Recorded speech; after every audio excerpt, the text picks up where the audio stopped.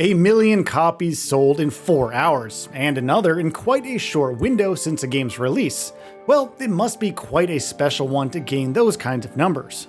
For a title that's just entered early access, and as such is giving its players only a fraction of what's to come as it begins to evolve, Subnautica 2 has managed to get some serious traction.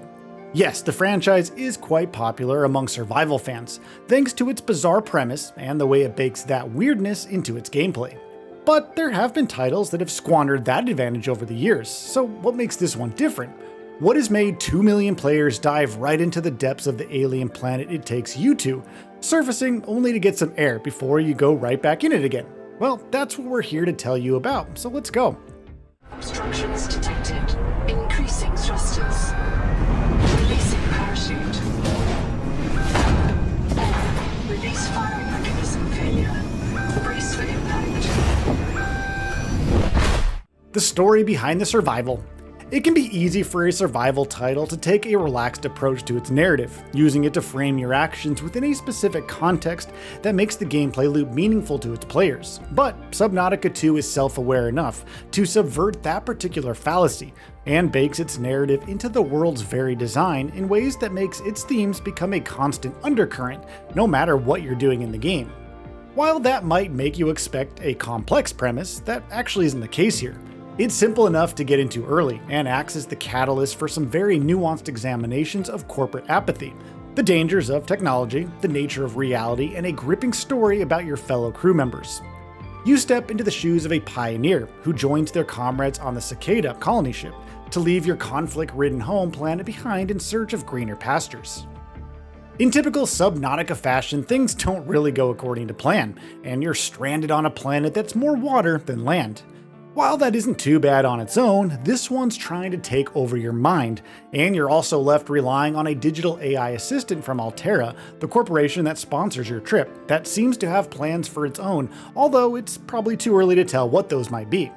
Of course, every run you take on is going to help you discover that your trip might have been ill-fated from the very start, and each new discovery brings more lore and world building to the table, in a way that has you constantly questioning your own assumptions.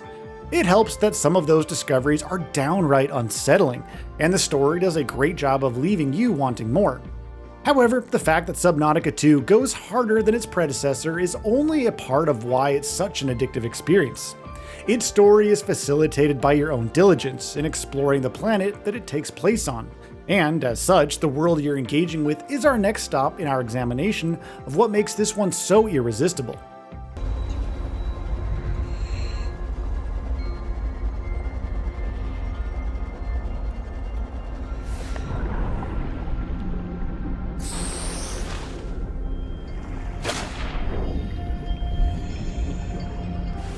A hostile working environment.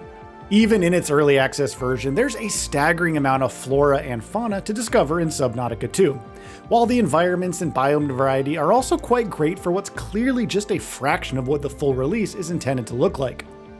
Now, we've already been to poison swamps and volcanic areas that have geysers you do not, and we mean do not, want to walk into at the wrong moment, lest you learn a lesson you're not likely to forget the hard way. That's exactly what we did, by the way, just so you don't have to. Yeah, now you know. But of course, curiosity is the driving force behind Subnautica 2. It's designed to have you thinking about your personal goals within the planet's exploratory framework, while every run gives you enough tidbits from the overarching story to keep you hooked. It helps then that the crafting systems have been refined here, and that most of the stuff you pick up has uses in multiple recipes. If you're a hoarder, this one is going to have you very happy indeed. The base building feature is another improvement over the previous games, and it's now so intuitive here. It's actually become an important part of our time with the game. We'd have loved to have our buddies visit our bases when diving into multiplayer, but that's not part of the things at the moment, but it is what it is. However, making your base the best it can feels so rewarding, thanks to a lot of options to make it your own personal showcase of the hours that you've put into the game. Granted, the early access version's red walls limit how much of the planet you're going to be visiting, until future updates come along, but the chunk of it that's currently on offer is a great showcase of better things to come, given that there's no reason to be pessimistic about the quality of future content in this one. You might say that everything we've said about the planet you're exploring is kind of taken for granted in any open world survival title, and you'd be right. But Subnautica 2 gets you so invested in the alien planet in a way that makes you feel like you're actually a part of it, for better or for worse. That every discovery builds narrative tension while dishing out new ways to engage with the world makes this planet a must-see destination for players who like survival titles, or melancholic and deeply unsettling stories. Take your pick.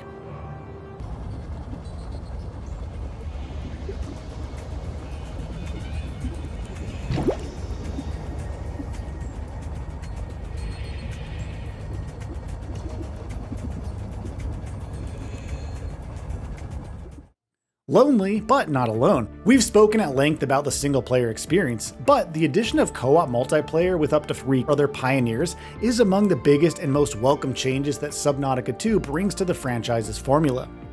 The often lonely and suffocating nature of the solo experience makes way for a cooperative gameplay loop that works very well within the game's framework, while progression gets quite quick when you work together as a team. It's good then that there's a distinction between the solo experience and multiplayer, since it strikes a balance between the disquieting solitude of solo runs, while letting those of you who are just there to wet your feet bring some much needed company along. It's a nice way to weave in some player agency in how the experience is actually approached, while playing it comes with its own ways to make the game all your own. The ability to add mutations to your character to give yourself unique ability sets are basically the scope for solid build potential later down the line, while vehicles like the Tadpole are solid but are definitely yet to show us their full potential. We'll be the first to admit that Subnautica 2 isn't perfect, but we'd ask you to remember that this is the first step in a long journey, and it's one that has so many more milestones to its completion and a lot of ground to cover. The search for a better future. Subnautica 2 might have had a release that most early access titles would dream of, but we're afraid its challenges are just beginning. Just like how it expects its pioneers to bring their best each run, every update from the developers needs to sustain the momentum gained from the release build. The lack of more content is definitely among the most prevalent complaints, and it's one that carries the risk of fatigue and players dropping off the game as other titles compete for their attention. Although the franchise's value offsets that risk, it needs to navigate the game's future with precision. Subnautica 2's release build feels like everything comes with a ceiling that you can't help but feel at every turn, the knowledge of its existence making you wonder just how much you can get out of the world within the red walls that are actually holding you back from the rest of the planet. It's how the game breaks that very ceiling and how well it manages to do so over multiple updates that will ultimately decide if this one can be the best one in the franchise yet.